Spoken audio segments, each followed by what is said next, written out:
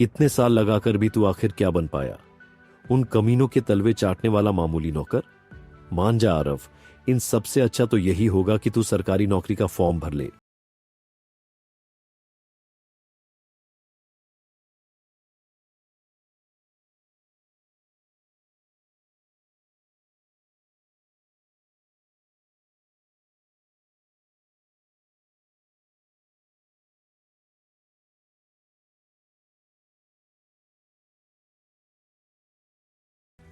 आरव ने रोशनी की आंखों में देखते हुए कहा, मैं वादा करता हूं रोशनी, मुश्किलें कितनी भी हो, अपनी फैमिली और तुम्हारे लिए एक अच्छी लाइफ जरूर बनाऊंगा और पापा को बहुत प्राउड फील कराऊंगा।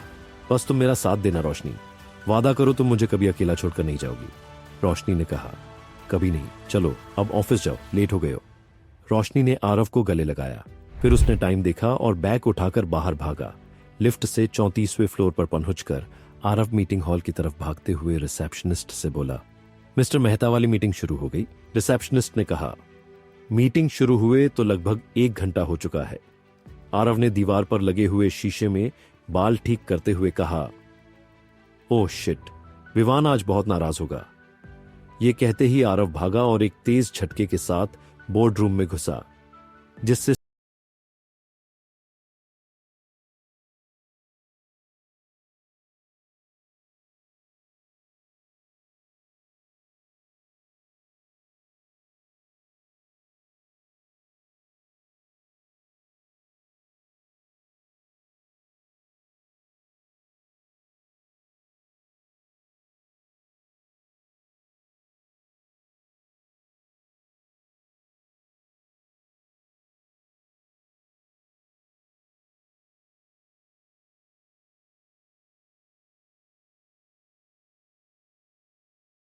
लेट होने वालों को मैं एंटरटेन नहीं करता, लेकिन तुम में कुछ खास बात है। आरव क्लाइंट्स को बाहर ड्रॉप करने गया, तभी कबीर टाई डीली करते हुए बोला, भाई आरव ने आकर संभाल लिया, वरना इतनी बड़ी डील हाथ से जाती। विवान टेबल पर पैर रखकर बोला, जानता हूं, इसलिए तो उस कुत्ते को अभी तक कंपनी में सहन कर रहा हूं, वरना मेरी रोशनी को मुझसे छीनने वाले को मैं अब तक मारकर काट चुका होता। कबीर ने न्यूज़पेपर को उठाते हुए कहा, लेकिन अब तू क्या करेगा? वो लड़की भी ले जाएगा और कंपनी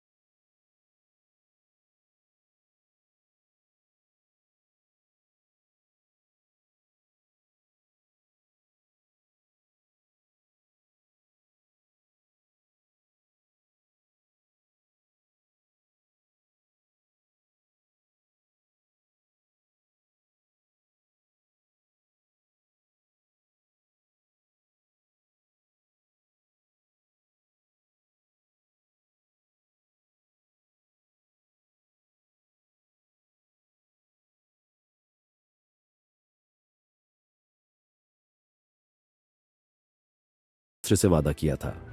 मैंने कंपनी को आज इंडिया में नंबर 1 बनाया है। मैं ये पार्टनरशिप डिजर्व करता हूं। ये सब मैंने अपनी मेहनत से कमाया है। कबीर चिल्लाया, मेहनत का पैसा मिलता है ना तुझे? इस कंपनी में काम करने वाला तू अकेला नहीं है। चुपचाप बाहर जा और काम पे फोकस कर, वरना होशियारी के चक्कर में नौकरी से भी हाथ धो बैठेगा। साला भिखारी कंपनी का मालिक बनने चला है। आरव गुस्से से पागल होते हुए बोला, तमीज से बात कर कबीर, अगर ये भिखारी ना होता तो तू मिस्टर मेहता की इतनी बड़ी डील खो चुका होता। तभी विवान ने आरव के चेहरे को पकड़कर कहा, तमीज से तू बात कर, तो कौड़ी के नौकर कंपनी के एमडी से बात कर रहा है। और ये मत भूल कि तेरे जैसे 10 लोग मैं पैसे देकर हायर कर सकता हूं, लेकिन अगर मैंने तुझे नौकरी से निकाल दिया ना, तो तू और तेरे गवार माँ बाप भूखे मरोगे, भीख मांगने को मजबूर हो जाओगे। समझा? चल निकल अब यहां से। ऐसी बातें सुनकर आरव खुद पर काबू नहीं रख सका और उसने विवान को कॉलर से पकड़कर 2 चांटे रसीद कर दिए और बोला, सुन बे, तुझे भाई मानता हूं इसलिए लिहाज कर रहा हूं, दोबारा मेरे माँ बाप के बारे में एक भी शब्द निकाला ना तो खिड़की से बाहर फेंक दूंगा, समझा? अचानक हुए इस हमले की वजह से विवान का शरीर ढीला पड़ गया था, लेकिन तभी कबीर टेबल के ऊपर से कूदा और आरव पर जोरदार घूंसा चला दिया। आरव ने एक झटके में हवा में ही कबीर का कॉलर पकड़ा और उसे दरवाजे की ओर फेंक दिया, और कबीर एक जोरदार आवाज के साथ दरवाजे से जा टकराया। तभी अचानक जैसे विवान को होश आया और वो चिल्लाकर बोला, तुम्हारी हिम्मत कैसे हुई मेरे ऊपर हाथ उठाने की? बहुत महंगा पड़ेगा तुझे। तू देख कैसे तेरे माँ बाप से अपने जूते पर नाक रगड़वाऊंगा और तेरी रोशनी को बताऊंगा असली मर्द किसे कहते हैं। यह सुनते ही आरव ने गुस्से में विवान के मुंह पर एक जोरदार घूंसा मारा, जिससे विवान पीछे कुर्सी पर जा गिरा और घिसटता हुआ प्रोजेक्टर बोर्ड से जा टकराया। विवान के चेहरे पर प्रोजेक्टर की रोशनी से अजीब अजीब डिजाइन बन रहे थे और नाक से बहुत तेज खून बह रहा था। सारा शोर शराबा सुनकर ऑफिस के कई सारे एम्प्लॉइज अंदर आ चुके थे। आरव ने एक शेर की तरह दहाड़ते हुए कहा, अब यह मेरी आखिरी वार्निंग है। अगर आज के बाद मेरे माँ बाप या मेरी रोशनी के लिए इस तरह का एक भी शब्द अपने मुंह से निकाला तो अगली बार तुम दोनों अस्पताल इलाज के लिए नहीं, सीधा पोस्टमार्टम के लिए पहुंचोगे। यह कहकर आरव भीड़ को धक्का देते हुए बीच में से बाहर निकल गया। विवान और कबीर के लिए अपने एम्प्लॉइज के सामने इस तरह पिट जाना बहुत बड़ी इंसल्ट थी। विवान गुस्से में चिल्लाया, यहां क्या देखने आए हो? अपना काम करो सब लोग। एक एक करके सभी एम्प्लॉइज आपस में फुसफुसाते हुए बाहर चले गए। कबीर अपनी दुखती हुई कमर को हाथ लगाते हुए बोला, लेकिन अब हम क्या करेंगे? वो हमारी कंपनी के सारे सीक्रेट्स जानता है। अगर उसने बाहर मोहन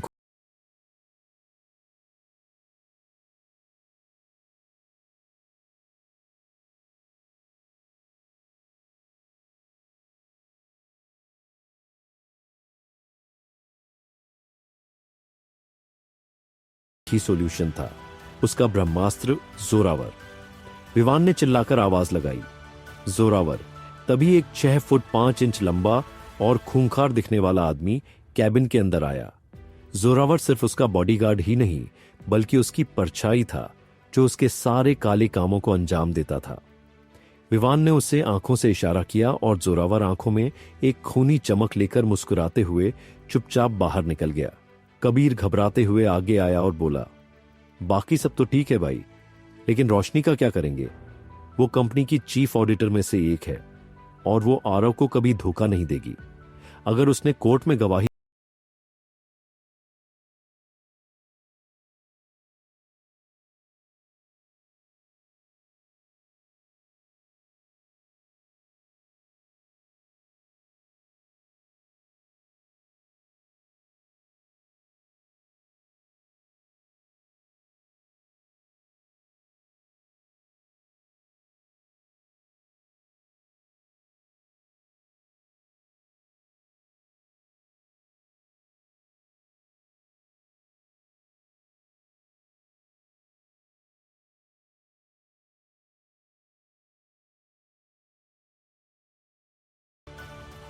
मुझे तुम पर पूरा भरोसा है, तुम कर लोगे। टाइम आ चुका है कि तुम्हारी जिंदगी में कुछ बहुत बड़ा चेंज हो। Thank God. Thank you so much Roshni. अगर तुम ना होती तो मैं शायद अपनी हिम्मत खो बैठता। रोशनी ने अपने फोन पर टाइम देखा और धीमे से मुस्कुरा दी। तभी अचानक दरवाजे पर जोरदार खड़खड़ाहट हुई। पुलिस, दरवाजा खोलो। आवाज सुनते ही आरव फ्रीज सा हो गया, इससे पहले कि वो समझ पाता कि क्या हो रहा है। अचानक ही पुलिस ने दरवाजा तोड़ दिया और 6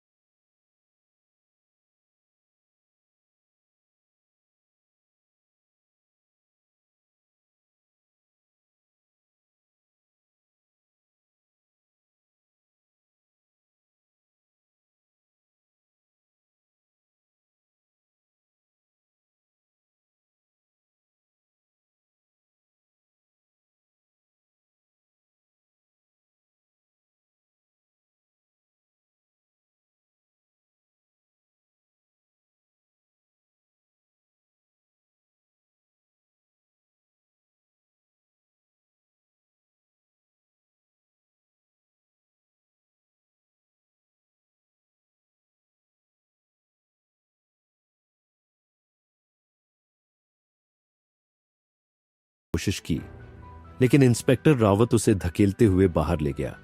अगली सुबह कोर्ट के बाहर पुलिस जीप में से आरव उतरा। चारों तरफ न्यूज रिपोर्टर की भीड़ लगी हुई थी। पूरे मीडिया में एक ही खबर छाई हुई थी, ऑरम वेंचर्स के एग्जीक्यूटिव आरव वर्मा को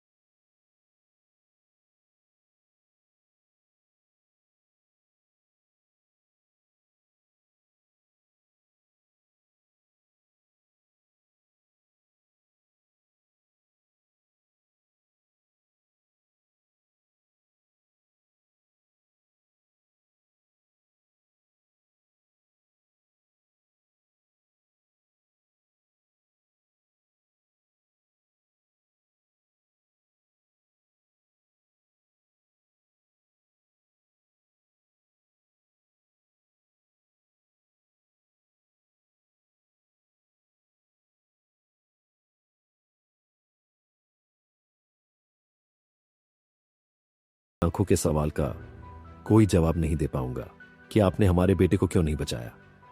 तभी भीड़ को चीरते हुए आरव का 16 साल का भाई कुणाल वहां पहुंचा। उसके चेहरे पर गुस्सा साफ झलक रहा था और वो बोला, ये सब करने से पहले एक बार हम लोगों के बारे में भी तो सोच लेता।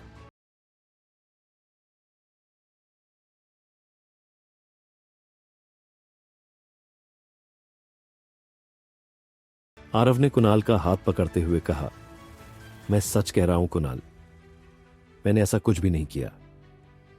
लेकिन इससे पहले कि वो अपनी बात पूरी कर पाता, पुलिस उसे धक्का मारते हुए कोर्ट के अंदर ले गई। कोर्ट में एक एक करके आरव के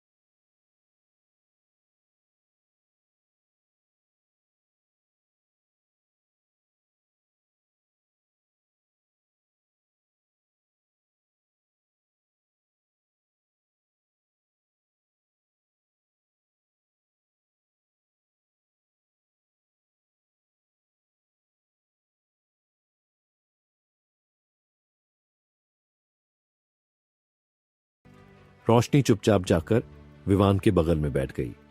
अचानक ही आरव गुस्से से फूट पड़ा, धोखेबाज, मैंने तुम्हें सच्चे दिल से प्यार किया और तुमने मुझे उसके बदले ये दिया, सिर्फ इसलिए कि विवान कंपनी का मालिक है। क्या मेरे प्यार की कोई कीमत नहीं थी? आरव को वायलेंट होता देख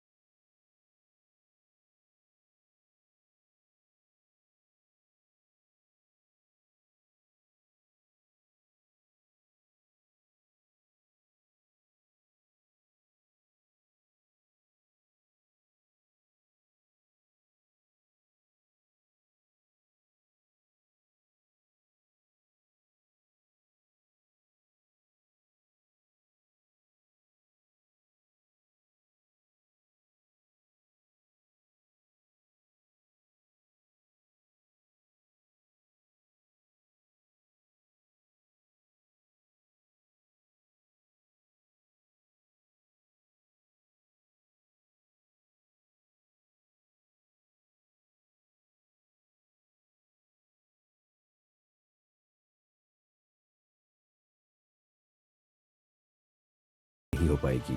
विवान फोन मिलाकर बोला, जोरावर दंगे शुरू कर दो, बस एक बात का ध्यान रखना कि आरव वर्मा जिंदा ना बच पाए।